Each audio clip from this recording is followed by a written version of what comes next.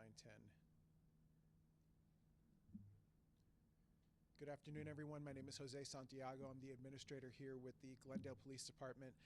We're here to talk about the arrest of two individuals and their horrific treatment of their children.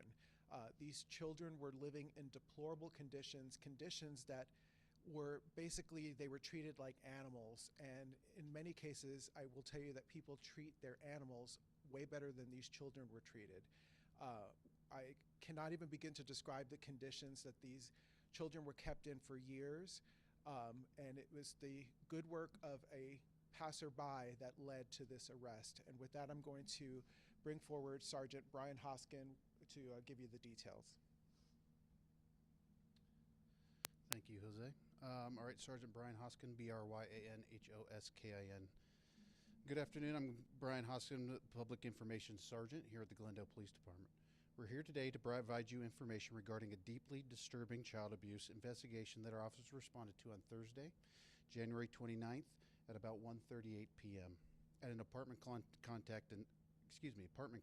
in South Glendale. How this all began. So police were called after a concerned citizen observed a naked child through an apartment window as he was doing some work in the area. The caller stated that they were familiar with the area and had never seen children at that residence before, prompting them to request a welfare check with the Glendale Police Department. That call was critical, and we want to emphasize how important it is for community members to report concerns like this to the police departments. When officers arrived, they made contact with Sarah Jackson, 36-year-old female. During the welfare check, officers located two young boys, aged 4 and 6, inside the apartment. The children were found in extremely unsanitary conditions and showed signs of significant developmental delays. One child was nonverbal and the other was minimally verbal. Officers also immediately noticed a strong odor consistent with feces and urine coming from the residence. As officers continued their investigation, they observed severe and hazardous living conditions throughout the apartment. Detectives documented the following in some of their reports: widespread feces contamination on floors, walls, ceilings, and bedding, unsafe electrical conditions with exposed wiring, large piles of belongings restricting movement inside the apartment, and insect infestations. There was also a bucket containing contaminated water in the bathroom. Officers also located multiple firearms inside the residence, including a handgun found near where the children were sleeping. While the firearms were not actively being used, their placement raised serious safety concerns. Now I'm going to go over some information during some of the interviews that we received. Detectives, when speaking with Sarah Jackson, stated that the children had not been to see a doctor since birth. And again, these children are ages 4 and 6.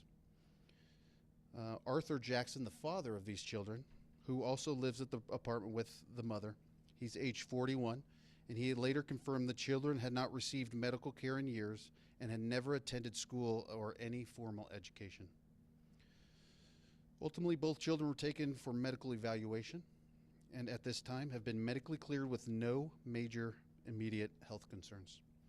They have since been placed into the custody of Department of Child Safety, where they will receive continued care and services.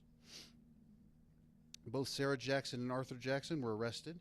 Each has been charged with 2 counts of child abuse, violation of Arizona Law 133623B1. Those are Class 4 felonies. Both suspects, the last I checked, are remaining in custody and are being held on a $25,000 bond. So in closing, this is an extremely difficult case involving young children who were unable to protect themselves. We are grateful to the community member who spoke up to our officers and our officers who investigated, who worked quickly to ensure these children are now in a safe environment. At this point now, if you have any questions, we'll try to answer those for you. Yeah.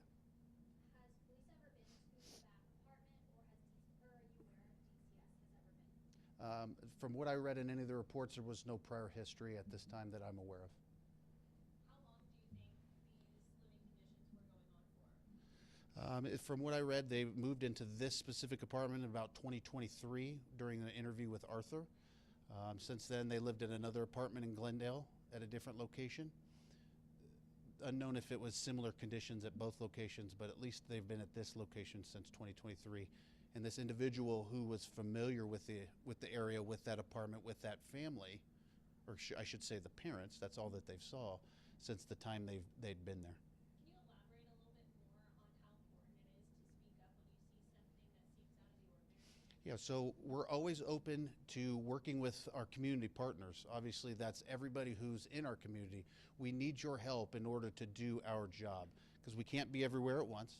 We don't have eyes everywhere, and we need that assistance for people to point out these types of things to us.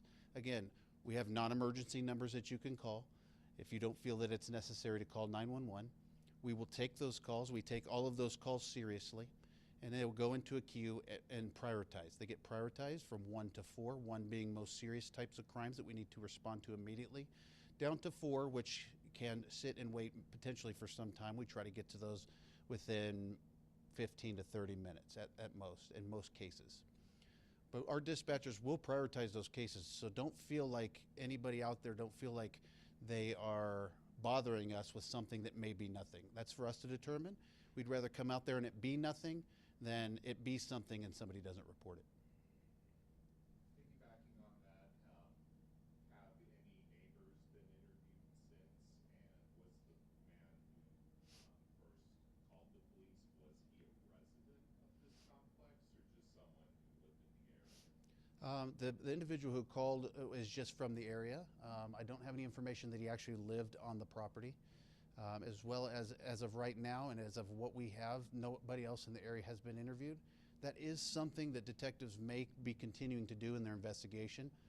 That detective who's the lead on this case is actually not in today, so I didn't get a chance to speak to him this morning or this afternoon.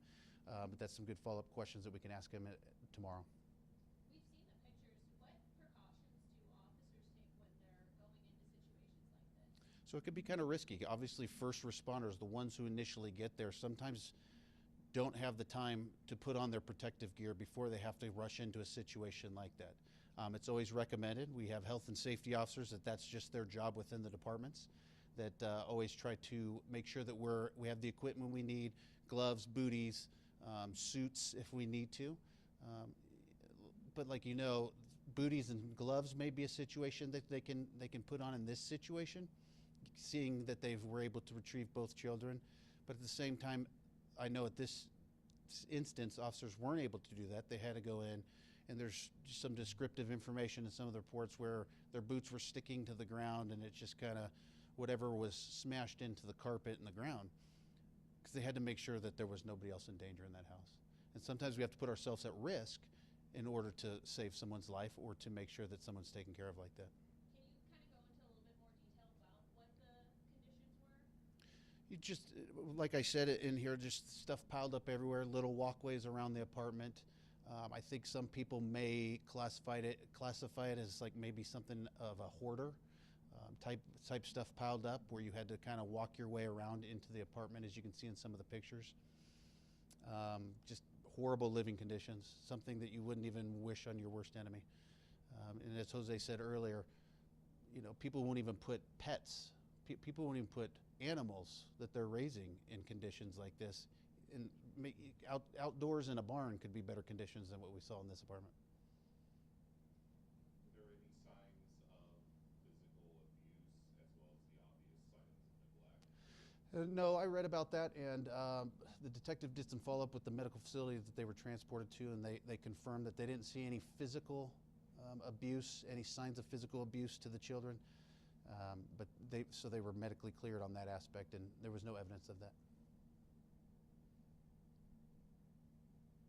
Okay. Thank you.